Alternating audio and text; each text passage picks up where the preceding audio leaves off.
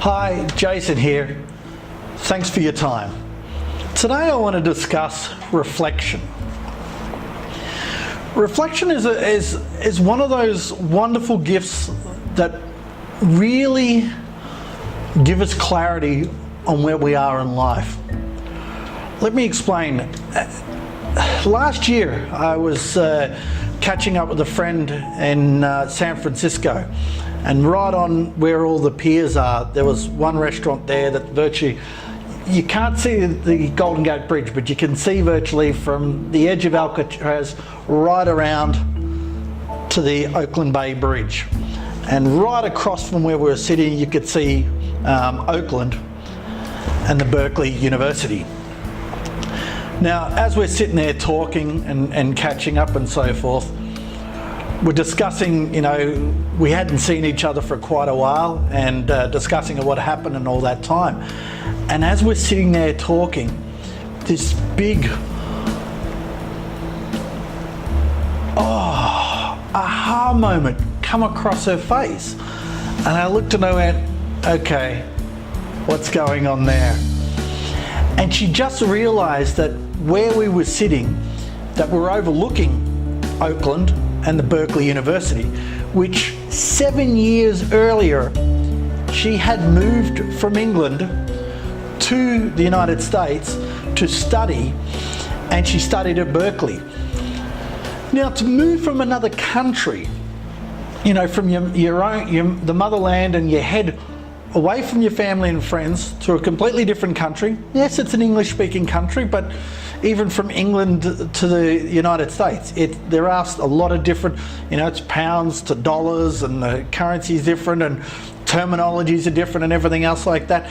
So she decided to make the choice to go and study there, not knowing if it was going to succeed, not knowing if it was going to give her what she wanted.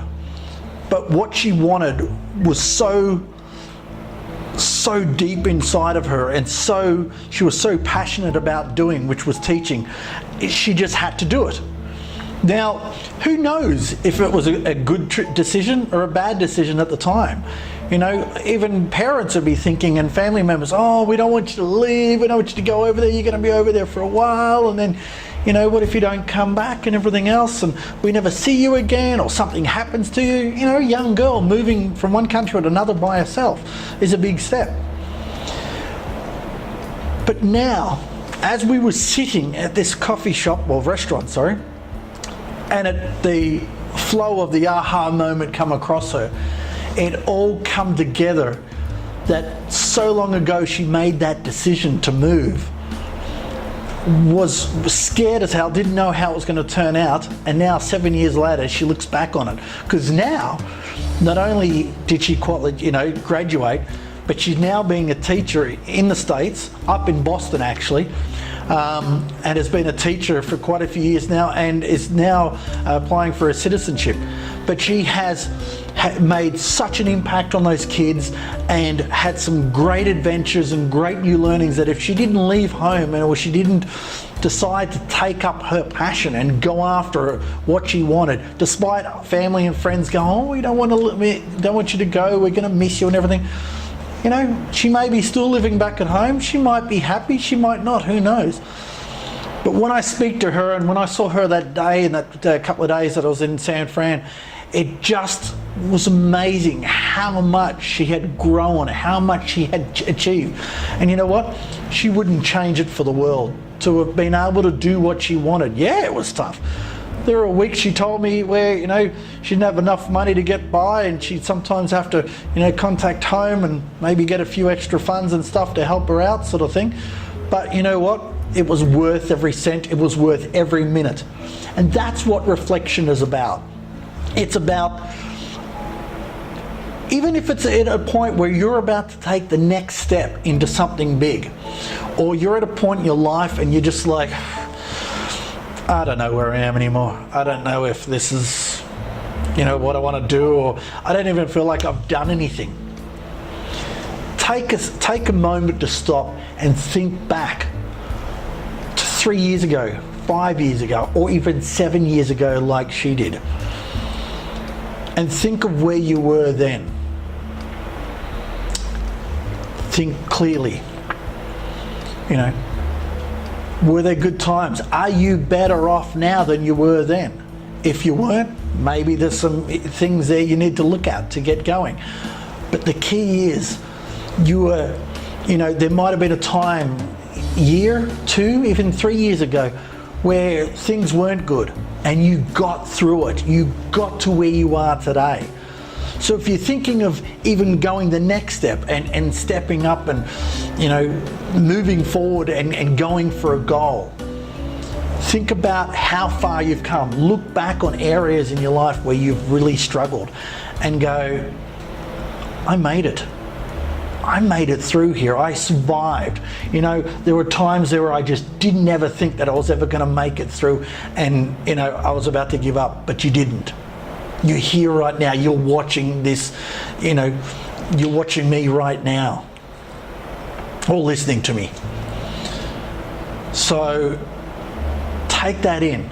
Even if you sit down and write what has happened to you in the last 2 to 3 years, 5 years if you want. If you want to go back as far as 7, great. But write down a list of all the good things and write a list of the bad things. Now, I don't normally say focus on the bad things, but in this exercise it's good. You know why?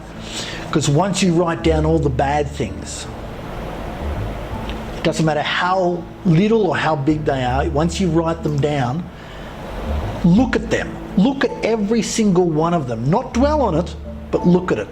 And once you've looked at them, realize that all those things you got through to get to here today. You got as far as this. What this does, it prepares you for your next step, whatever you want to do next. It prepares you for that. And if it's going to prepare you for that, you've had all those life experiences. Look at the good things that you've achieved. Even if the bad things outweigh the good things, if you've had more bad things than good things, that's just as good. And you know why? Because from every bad thing, you learn a lesson. You learn, well, I'm not going to do that again, or I'm not going to spend my time with that sort of person, or I'm not going to date that person, or I'm not going to work in that field, or I'm not going to go to that place anymore. Sometimes you have to learn from bad things to move forward. So if you've got a list of bad things there, write down what you've learned from those things. What lesson has it given you? Doesn't matter how little or how big that is, because they all culminate to become your driving force and another reason for you to be able to achieve whatever goal you want to achieve. Doesn't matter how little or how big. As a coach, that's what I do. If you haven't done this and you work with me, I'm going to make you do this exercise. And we're going to sit down and we're going to go through that and work out what has happened. What took you to get through. We're not going to dwell on it. Coaching is about where you are right now. But if you've done this exercise, and you can do this exercise before you get any work with myself or any coaches or anyone that you work with in the future. But if you want to do it yourself, write down the lesson from each bad thing that's happened. And don't say there was never a bad thing, because you're here. There has to be something in there. The lesson could be, I won't do that again, or I'm not going there again. But break it down. Why are you not going there again? Why are you not doing that again? Was it really your decision to do it? Were you led down a path by somebody else? Did your emotions get in the way? Did trust get in the way? Doesn't mean don't trust anyone. Doesn't mean don't let your emotions get, listen to your emotions. But there is a lesson there that if someone says you're about to walk into the biggest disaster you've ever had in your life, wouldn't you want a heads up? Exactly. By doing this exercise, it gives you a list of heads ups. Doesn't mean you don't go in, or you go in thinking, oh, this is all going to go bad. What it does, though, it gives you a chance to go in there and just think, okay, let's just, if something comes up for you and you go, okay, just stop, assess it, and move forward. That's the wonderful thing about reflection.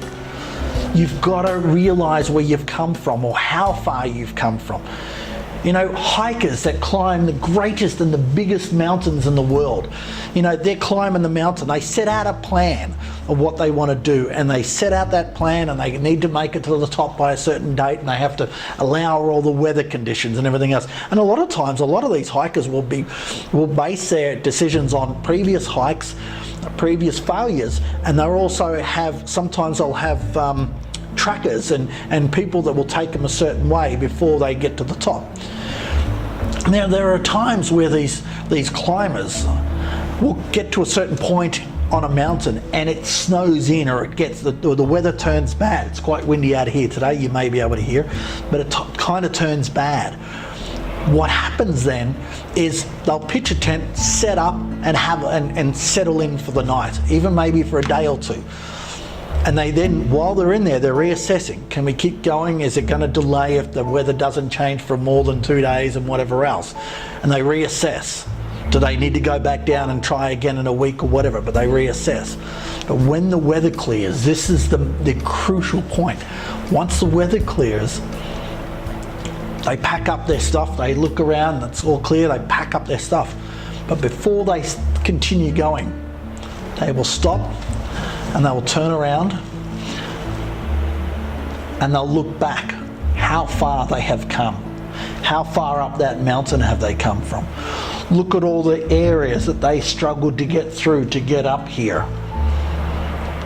And they go, we've made it this far.